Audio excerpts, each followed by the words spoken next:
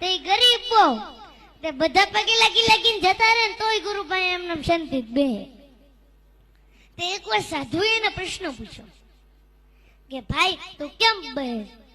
એને કીધું ગુરુ સવારથી સાંજ સુધી મહેનત કરું છું, પરસેવો ભળું છું, પણ ગુરુ રાત્રે ખાવાના રોટલાનું થતો નથી.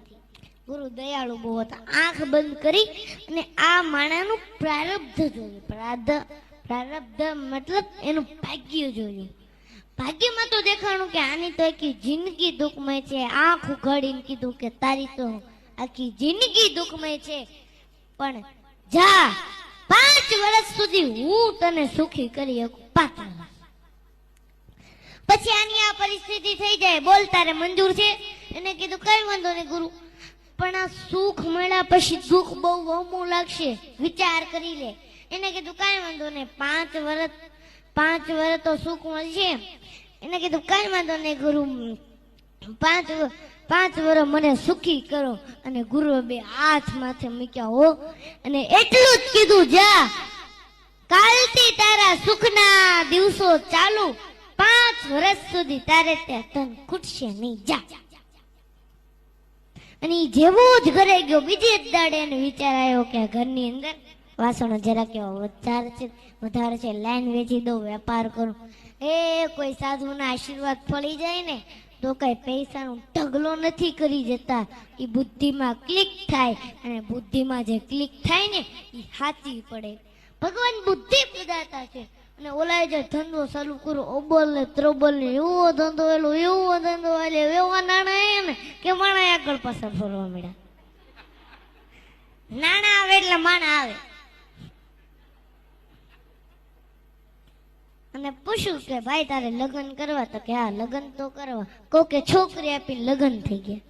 અને પછી હું એક વાત તમને કહું ને, આપણે બધાને મગજમાં ઉતારવા જેવી છે. ઈ ભાઈએ વિચારો કે ભેગું કરવું જ નથી. હા સમજવા જેવી વાત, ભેગું કરવું જ નથી. કાશ હું એફડી કરીશ, આમ કરીશ, તેમ કરીશ, ફલાણું કરીશ, ઢીકડું કરીશ, તો એ મારા ભાગ્યમાં 5 વર્ષ પછી નથી. લાય આ પૈસાના માધ્યમથી પુણ્ય ભેગું કરી લેવા દે.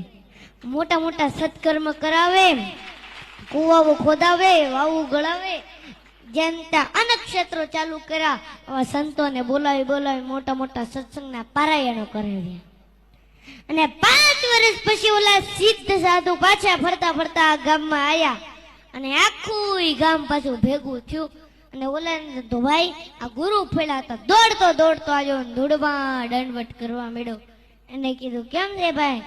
તો કે ગુરુ ત્યારથી તમારી દ્રષ્ટિ મારા ઉપર પડી છે, ત્યારથી ઈશ્વરે મને 1000 હાથથી દેવાનું ચાલુ કર્યું છે, પાછું વળીને જોયું નથી. અને ગુરુ આ 5 વર્ષમાં દુઃખ શું કહેવાય એ મને આ 5 વર્ષમાં ખબર નથી પડી.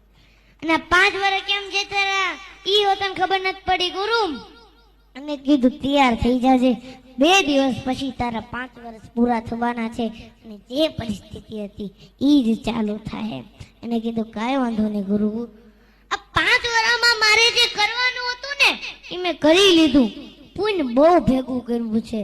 અને ગુરુએ ફરીને આંખ બંધ કરી હો, અને સમાધિમાં જ્યાં જોયું તા તો ઈશ્વરના દરબારમાં ચોપડા પુંજીના જમા જમા જમા જમા જમા. ભગવાન એનું જે ભાગ્ય લખ્યું હતું ને એની જગ્યાએ ફેરવી નાખ્યું કે આ જીવન સંપત્તિવાન રહેશે.